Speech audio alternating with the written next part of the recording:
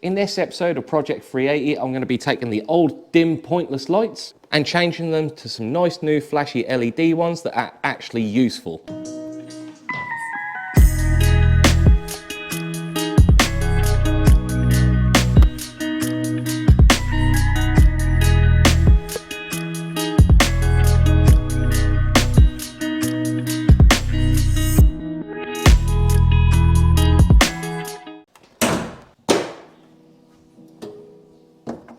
So first off, we want to remove the light. We're going to have to remove the shroud first. It's 2 screws either side.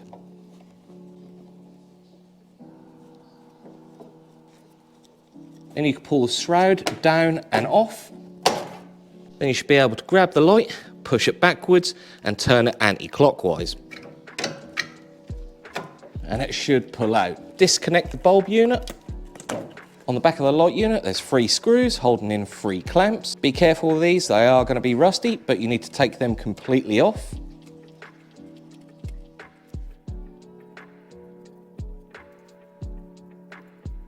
And then pop the light out of the ring. Peel the protective film off the new one. Then with the little light at the top, you want to put that ring back on with the flat at the top. Flip it over and put the clamps back on.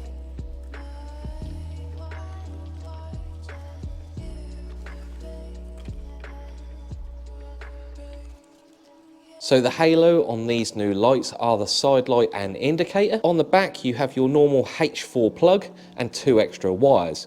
The green one is the indicator wire and the red is the side light. So using the feed from the indicator and side light in the front bumper, down here underneath the light unit is the plug. The green one is the indicator and the red is the side light. So I've taken the light out of the bumper and on the wires I've added a little patch lead with a connector. The same on the light, I've added a length of wire with the male part of the connector so that these lights can be easily disconnected. So I'll pop the light back in the bumper and plug that back in.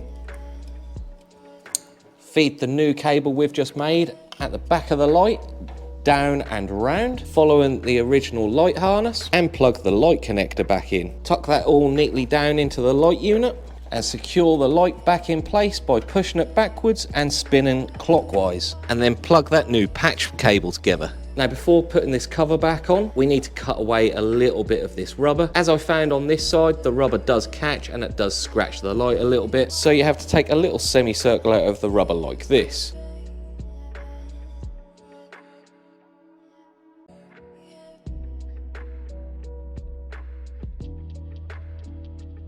Hopefully with that extra clearance that will clear the light now and we can put the shroud back on.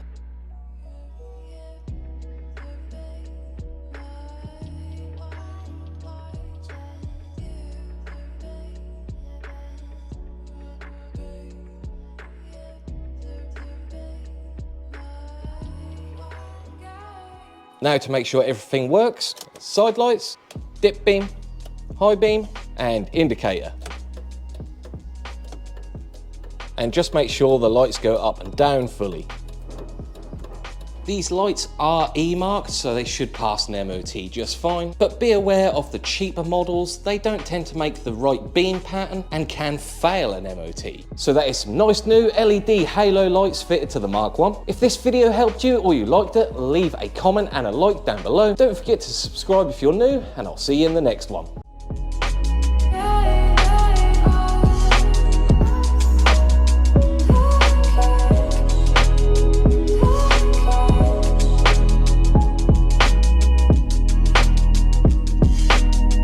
There you go, that'll do.